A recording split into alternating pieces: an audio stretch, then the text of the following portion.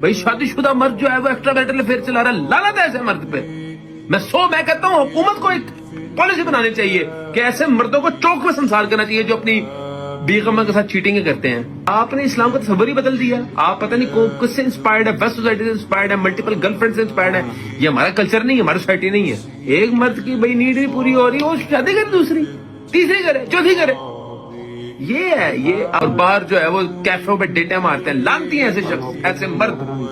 ایک شادی شدہ یا غیر شادی شدہ مرد کو ہرگز یاد رہے کسی لڑکی کا دل توڑے، کسی لڑکی کے دل سے کھیلے، کسی لڑکی کے جذبات سے کھیلے، کسی لڑکی کی فیلنگ سے کھیلے، کسی لڑکی کے فیوچر سے کھیلے، کسی مرد کو یاد رہے جو شادی شدہ ہوتے ہوئے چیٹنگ کرتا ہے، اگر اتنا ہی اس کے اندر ہے تو بھائی شادی کرے دوسری۔ اللہ تعالیٰ نے بھائی جان ایک مرد کو اگر اجازت دی ہوئی ہے ملٹیپل نکاح کی، تو بھائی آپ نے بدکاری کے راستے روکنے ہیں۔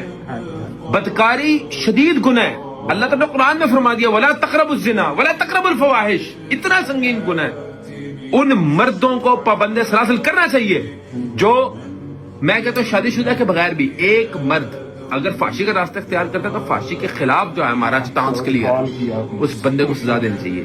زنا کی سزا ہے، فحاشی کی سزا ہے۔